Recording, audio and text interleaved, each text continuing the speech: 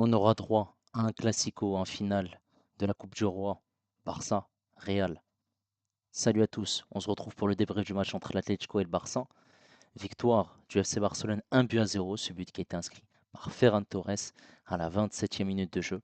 Merci aux personnes qui étaient présentes avec moi en live pour suivre ce match. N'hésitez pas à liker et à vous abonner si vous êtes nouveau. On est parti pour les statistiques de cette rencontre qui sont en faveur du Barça. 15 tirs, 5 tirs cadrés, un but. Pour cette équipe de l'Atlético, ça a été très pauvre offensivement. Vraiment catastrophique.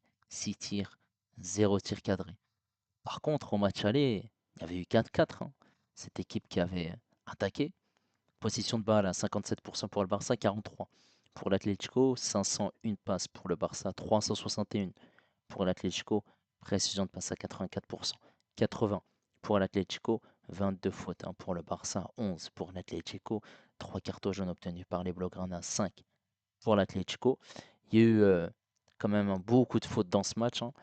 Un hors-jeu pour le Barça, 4 pour l'Atlético, 6 corners pour l'Atlético et 7 pour le Barça. Et là, on est parti en image pour l'unique but du match et une situation où un joueur de l'Atlético aurait dû prendre un carton rouge.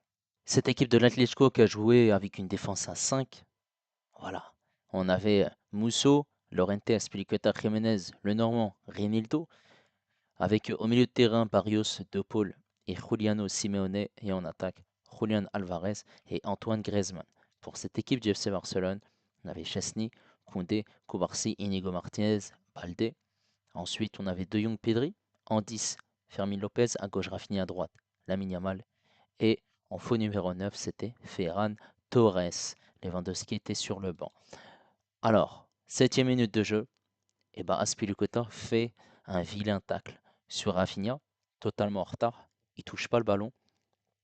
L'arbitre donne un carton jaune dans un premier temps. Il est appelé à la VAR. Il revoit les images, mais il ne donne pas ce carton rouge. Je comprends pas. Et là, tu vas voir la VAR. Je me suis dit, ouais, il y aura un carton rouge. Non, pas de carton rouge, il n'y a rien du tout. Il a jugé que c'était un carton jaune.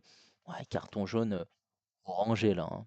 Il a eu de la chance à Spilicueta et en plus de ça, il est sorti en deuxième mi-temps.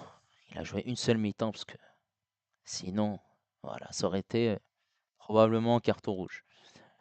Et ben, 26e minute de jeu, Yamal qui fait une passe vers l'avant pour Ferran Torres dans cette surface de réparation. Ferran Torres contrôle, la frappe, le but, 1-0 pour cette équipe du Barça, la joie de Ferran Torres. Et forcément, c'est une qualification du Barça sur ce but de Ferran Torres qui a permis de remporter la rencontre et de se qualifier en finale de la Coupe du Roi. Globalement, par rapport à cette rencontre, voilà, on a eu un match haché, beaucoup d'occasions de la part du Barça quand même. Cette équipe de l'Atlético qui a eu des situations en contre. Première mi-temps, voilà, on voit que cette équipe de l'Atlético met énormément d'intensité et d'engagement, prend beaucoup de cartons jaunes. Très peu de situations pour le Barça. On a voilà, ce but de Ferran Torres.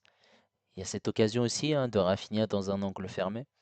Mais sinon, ça reste compliqué. Des frappes contrées. Voilà, cette équipe du Barça qui n'arrive pas à trouver des solutions parce que on a une équipe de Atlético qui est bloc bas, qui défend parfaitement, que ça soit voilà, au sol et même dans les airs, hein, dans les duels, il y a beaucoup d'agressivité, beaucoup de fautes aussi de la part des Colchoneros, ce qui met beaucoup d'impact physique, d'agressivité. Donc forcément, voilà, il y a eu un match, on va dire, très haché, avec beaucoup d'arrêts de jeu malheureusement. À la mi-temps, Simeone effectue un triple changement avec les entrées de Sorloth, Ravi-Galan et l'anglais. Et bah, pour apporter un peu plus d'impact, déjà il fait sortir un milieu de terrain pour rentrer un attaquant parce qu'il a vu que son équipe avait du mal offensivement. Il y a eu un peu plus voilà, d'action côté Atlético en deuxième mi-temps, mais ça reste malgré tout insuffisant. Ils n'ont pas proposé grand-chose. Ça a été compliqué au niveau du contenu. Voilà, c'est totalement mérité, hein, cette qualification du FC Barcelone. C'est l'équipe qui a proposé du jeu, qui voilà, a réussi à marquer, qui a réussi à se créer des occasions en deuxième mi-temps. Il y a eu quelques situations, mais ils ont fait l'essentiel. C'est ce qu'on va retenir. Maintenant, pour parler de la prestation des joueurs du FC Barcelone, Chesney, bon, ça a été tranquille, hein. Il a fait un match correct. Pas eu grand-chose à faire, hein. 6 tirs pour l'Atlético, 0 tir cadré. C'était tranquille. Côté droit, Koundé.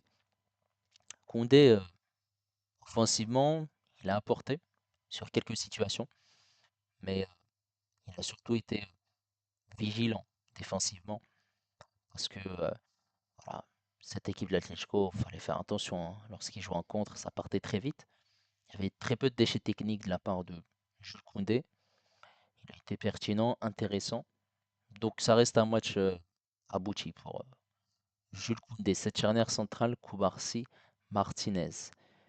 Eh ben, c'est une charnière qui a fait le travail. Elle a été bonne. Voilà, ils ont été bons dans l'impact physique, dans l'agressivité, dans les duels. Ils se sont pas fait manger par cette équipe de l'Atlético. Ils ont fait le taf.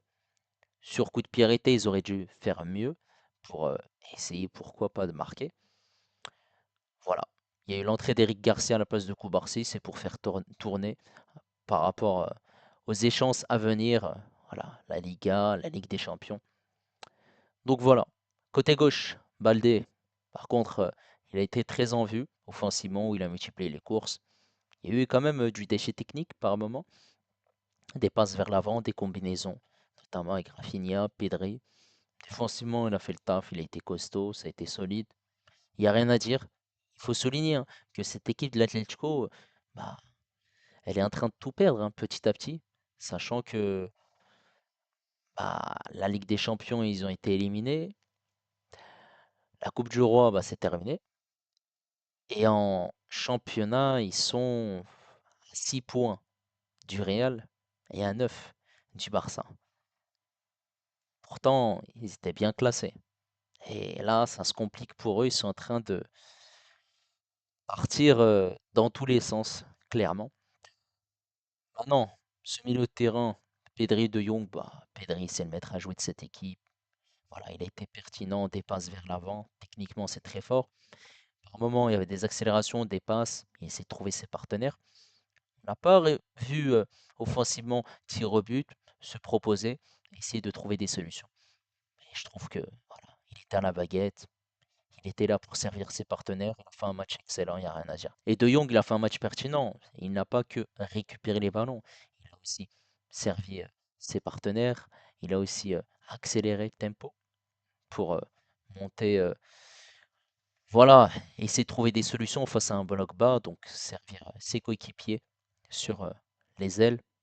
Ça reste une performance aboutie. Il a fait son match, hein. Voilà, il a mis l'intensité et les ingrédients qu'il fallait. Il n'y a rien à dire. Fermi Lopez, j'ai bien aimé ses déplacements où il bougeait énormément, il se proposait. Il venait décrocher aussi. Il partait à gauche, il partait à droite. Ça reste un match intéressant. Après, offensivement, il n'a pas beaucoup apporté, je trouve. Il n'a pas eu énormément de situations, même s'il s'est projeté. Il a essayé d'être dans cette surface de réparation. Ça a été dommage. À gauche, Rafinha, qui a été bon. Rafinha a eu des situations, il a centré, il a dribblé. Après, voilà, il y a eu ce jeu avec Yamal. Rafinha a cette situation en première mi-temps où il tire dans un angle fermé, une autre en deuxième mi-temps où il doit faire cette passe à Ferran Torres, il fait le choix de tirer. Il a fait les mauvais choix quand même. Après, il y a eu des situations où il doit faire largement mieux parce que Rafinha fait une excellente, parce que Rafinha fait une excellente saison avec le Barça. Il connaît son potentiel et son talent, mais ça reste un match correct parce qu'il a apporté du danger. Côté droit, Yamal, il n'y a rien à dire. Une nouvelle fois décisif aujourd'hui, passeur pour Ferran Torres à la baguette, l'œil de lynx pour faire cette passe. Ferran Torres qui décroche et après, sur cette passe, voilà, c'est Yamal, hein, qui fait tout. Ferran n'a plus qu'à contrôler et tirer. Après, il a été pertinent parce qu'il y a eu des occasions, il tire à côté, des centres, il y a eu des dribbles, il y a eu de la percussion. Après, c'était compliqué face à une équipe qui a un bloc bas de trouver des solutions. Il a réussi à le faire, hein, à dribbler, à poser des soucis. Cette équipe de l'Atlético de Madrid, ça reste un match abouti une nouvelle fois pour Yamal. Ferran Torres commence à devenir un joueur intéressant. C'est plus le tocard en fait.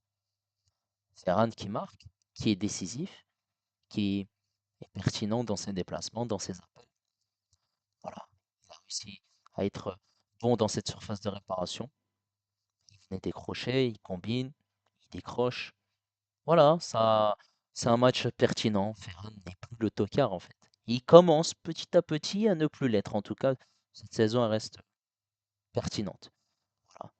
Il y a eu ensuite des changements qui ont été effectués par Hansi Flick, Lewandowski, Martin et Araujo.